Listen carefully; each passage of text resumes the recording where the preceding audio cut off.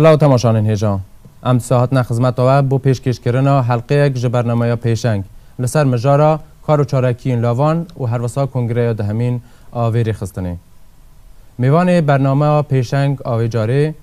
سەکرەتەرê berê yê rêxistina ciwanên demokrat a Kurdistana Îranê û herwesa berpirsê nivîsîngeha desteya kargîrî a Hizba Demokrata Kurdistana Îranê Fuad Xakîbeygî bi me re ye. Kak Fuad bi xêr hatî. Zor spas. Kak Fuad em ber bi kongreya dihemîn ya rêxistina ciwanên demokrat a Kurdistana Îranê ve diçin. Di salên derbasbûyî de heta niha du kar û çalakiyên vê rêxistinê ça dibînî û ça dinirxînî. دیارە یەکێتی لاوانی دیموکراتی کوردستانی ئێران یەکێک لە یادگارە دێرین و گرنگەکانی یەکەم کۆماری دیموکراتیکی کوردستان کۆماری کوردستانە کە لە ژێر ئەندێشەی مدرن و پێشکەوتوانەی پێشەوە قازی محەممەد هاوکات لەگەڵ یەکێتی ژنان لە کاتی دامەزرانی کۆماری کوردستانە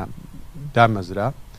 لەو ماوەیەدا دیارە هەورازنشی و بە کار و چالاکیەکان و دیار بووە چەندین کۆنفرانسی گرتووە بەڵام لە ماوەی یەکەم کۆنگرێک و هەتاکو ئێستا بە پێی پێڕەوی نێوخۆیەکەی هەردوو ساڵجارێک کۆنگرەکانی خۆی گرتووە من بە بڕوای خۆم بە پێی ئەو ئیمکاناتی کە لە بەردەست یەکێتی لاوانە بە پێی ئەو جۆغرافیای کە یەکێتی لاوان خەبات و تێکۆشانی تێدەکا یەکێتی لاوان لانیکەم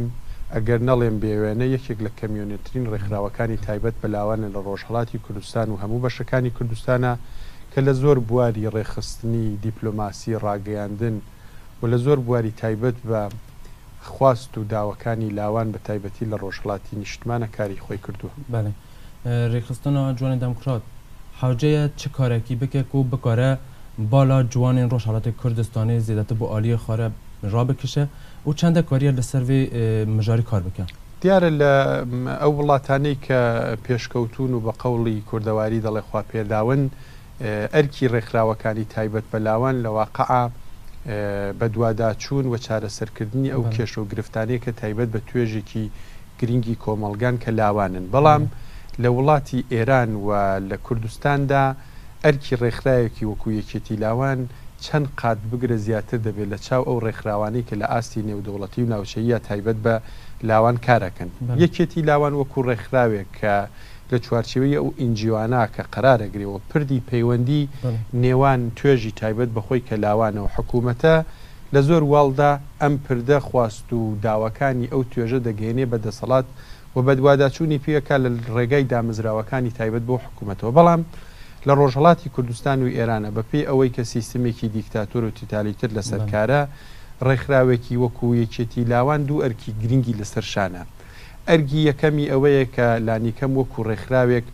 بتوانێت هوشیاری ببەخشێ بە تاکەکانی کۆمەڵ و بە تایبەتی لاوان لە ڕووی پرسە نەتەوەیەکانەوە کە ئەو وەکو کوردێک وەکو کوردستانیەک غەدری لێ دەچێەوە مافەنەتەوەیەکانی دەبێت دەستەبەر برێ و لە لایەکی دیکەیشەوە ئەرکێکی سنفی و ڕێکخراوی لەسەرشانە کە ئەو ئامانج و ئەهدافانەی بۆ لاوێک گرینگن وەکو خوشک و زەرانی وەکو کار و چالاکیەکانی تایبەت بەو توێژە بباتە پێشێ بۆیە لەو پەیوەندیدا ئەو دوو ئەرکە من بە وەکو دوو ئەرکی گرینگە بینم لەسەر شاوی ڕێکخراوێک وەکو یەکێتی لاوانی دموکراتی کوردستانی ئێران. باشە تا باسە خاڵێکە گرنگ کرد ئەوژی هشیاربوونیە باشە ڕێخستنە جوانە دموکرات ئەو کوردستانە ئیرانی چەندە کاریە لەسەر هشیارکردنە جوانان لە ڕۆژهەڵاتی کوردستانی و بتایبەت لەسەر جوادگەه کوردستانی کار بکە و لەباری هشیاریرە باندوردار دەزانی کاکەیهان ئەو فەزای کە یەکێتی لاوان تێیدا خەباتەکە و جوغرافیایی کە تێیدا خەبات دەکا لە دوو ڕەهەندەوە دەبێمە چاوی لێ بکەین یەکێکی ڕەهەندی خەباتی ئاشکراکەیەتی کە لە دەرەوەی سنوورەکانی خۆیەتی لە دەرەوەی وڵات لە باشووری کوردستان لە شوێن دیکە بە ئاشکرا خەریکی خەباتەکات و ئەو کار و چالاکیانەی کە دەیبین بەشێکی زۆر لەو لاوانەی کە لەو چوارچێوەیەدا ئەهداف و بیر و بۆچوون و ئەساسنامەی ئەو ڕێکخراوەیان قبوڵە دەبینی لە دەوری کۆبنەوە بەڵام ڕەهەندەکەی کە قوڵایی استراتیژیکی کار و چالاکی یەکێتی لاوانە نێوخۆی ڕۆژهەڵاتی کوردستانە ئەویش دەبێت ئەوە لەبەر چاو بگرین کە فەزایەکی پۆلیسی لەلایەن سیستمێکی توتالیترەوە وەکو ڕژیمی کۆماری ئیسلامی بەسەر وڵات تا حاکمە و لەو فەزا پۆلیسیدا هەرچەندێ یەکێتی لاوان بەو ئیمکاناتی کە لە دەبەردەستایەتی دەبێت تۆ بتوانانی بەڵام بێگومان وەکو ڕێکخراوێکی نزیک بە 75 ساڵ خەبات و تێکۆشان وەکو ڕێکخراوێکە لانی کەمشان بەشانی حیزبی دموکراتی کوردستانی ئێرانە کاری کردووە نابێت هەر بەوەندە بەسەندە بکە و نابێت لەو کار و چالاکیانە ڕازی بێ لانی کەم دەبێت بە حکمی ئەو پێشکەوتنانەی لە ئاسی دنیا هەیە ئەو داخوازیانەی لە ئاسی نەتەوە بندستەکانی ئێرانە هەیە لاوانی ئازادی خوازی سەرانسەری ئێران هەموو ئەمانە دەبنە هۆی ئەوکە یەکێتی لاوان زیاتر لە ئێستا چالاک بێت. تو ڕاشنەهایە جوانان لە ناوخۆی وڵات چا دەبینی؟ وڵاتی ئێران بەگشتی و کوردستانی ڕۆژهەڵات بە تایبەتی بە وڵاتێکی لاو و ناوچێکی لاو دەناسرێن بۆچی لەبەرەوەی کە زۆربەی حەشیمەتی ئەم کۆمەلگایە تەمەنیان لە نێوان بڵین 15 بۆ 35 ساڵ هەتا 40 ساڵە و بەپێی تعریفێکە ڕێکخراوی نەتەوە یەکگرتوەکان لە لاوهەیەتی ئەو کەسانی کە لەو چوارچێوە سنیەدا قەرارەگرن بەلاو ئەژماردێن بۆیە زۆربەی دانیشتوان و حەشیمەتی ئێران و کوردستانی ئێرانیش لاوە بینیومانەلانی کەم لە ماوەی چەند ساڵی ڕابردوودا لاوان و بە تایبەتی خوێندکاران و ئەو کەسانی لە نێوان ئەو تەمەنەدا قەراریان گرتۆ لە ئەو تعریفەدا وەکو لاو من داینامیزن و لە واقعا کاتالیزۆری زۆر گۆڕانکاری لە ئێرانە بوون لە خۆپێشاندانەکانە بەڵام نابێت ئەویشمان لەبیر بچێ ئەو سیاسەتی کە کۆماری ئیسلامی بە نسبەت ئەوانەوە هەیەی هەر لە بڵاوکردنەوەی مادە هۆشبەرەکان لە گوێنەدان بەو کەسانەی کە ئاستی باڵای خوێندن تەواوکەن و دواتر دیاردەیەک بە نێوی هەڵاتنی مێشکەکان هەیە لە زۆر کێشە و گرفتی دیکەی کۆمەڵایەتی لاوان نەیانتوانی و وەک پێویست ئەو خواست و ئارەزوانەی کە هەیەە وەکو زۆر لاوی بەختەوەری دنیا پێی بگەندەنا لە زۆر ناوچەی ئێران و کوردستانی ڕۆژهەڵاتە زۆر لاو هەن کە لە ئاستی خوێندندا لە ئاستی پێگەیشتودا زۆر لە لاوی بەختەوەری دنیا چوونەتە سەرێ بەڵام ئەو سیستمە لاواقع ئاڕێگای پێنەداون کە پێشکەوتنەکانیان بە چاوی خۆیان ببینن بەڵێ ئەو لاوێن و وەکو لە ناوخۆی وڵاتێک و ji alî rejimê ve têne serkûtkirin û tepeserkirin ew ne têne dervê welat û beşdarbûya van lavan û wan ciwanan di nav siyasetê de û bi taybet di nav karên nizamî de çende girîng e û çende bandordar e. دوو لایانی هەیە ئەم مەسەلە ئێمە وەکو حیزبی دموکراتی کوردستانی ئێران کە لە 1394 حزوری هەبووە لە نێوخۆی وڵاتە پێشمەرگەکانی و لە 1995 هەتاویشەوە ڕاستانی ڕۆژهەڵات ڕاگەیەندرا داینامۆی ئەم گۆڕانکاریەوە قوڵایی استراتیژی ئەم سیاسەتە گرێدانی خەباتی شاخ و شار بووە لەم خەباتەدا پێشمەرگە وەکو پشتیوان لە واقع پشتیوانی جوڵەی شارە زۆربەی پێکێنەرانی شارێژ لاوان پێکی دێنن و ئەو دەورانەی کە ئێستا لە ئاستی دەورەکانی هێزی پێشمەرگی کوردستانە بەڕێوە دەچێت و پۆل هاتنی ئەو لاوانە بە تایبەتی لە ماوەی 1-2 ساڵی ڕابردوودا چۆتە نێو کچانیشەوە کچانێکی زۆر خوێندەوار و تەحسیل کردە لە توێژی لاوان و ژنان ڕوویان کردوتە ئەم دەورانەوە دەرخەری ئەوەیە کە توانیویانە بەشێکی زۆر لە فکر و ئەندێشەی لاوان ڕۆشنگەری تێدا پێک بێت و ئەوانش پەیوەست بن بمخەباتەوە بەڵام پەیوەست بوون بەشێکە پەروەردەکردن و بارهێنان و پێگەیاندنی ئەمان بەشێکی گرنگترە کە تۆ بتوانی لە ئاستی خواست و ویستی چ وەک توێژی لاوان وەک ژنان وەکو مەسەلە نەتەوەیەکە لە بەرچاوی بکرێت تەباسا خەبەتە ڕاستانی کرد لە دەستپێکە ڕاستانی حتانها یەکیتیا لاوێن دموکراتا کوردستان و ئیرانی چەندە کاریە دەوی خەباتیدا بەشدار بە و چەندە کاریە باندوردار بە لەسەر ڕاکیشانە جوانە بۆ لای وی خەباتی چ لە ڕابردوو چ لە ئێستادا ئەوەی کە بە تایبەتی لە یەکێتی لاواندا ئەبێ ئێمە لە بەرچاوی بگرین زۆر جار بووە لاوێک کچێک کوڕێک هەستێکی نەتەوایەتی بۆ پەیوەست بووە بەڵام بەپێی ئەو قرار و ئەو پەیماننامە نێونەتەوەیانەی کە هەبووە حیزبی دموکراتیش باوەڕی پێ بووە نەیویستوە ئەو کەسانەی کە خوار تەمەنی یاساین لە ڕیزەکانی هێزی پێشمەرگەدا چەکدار بکرێن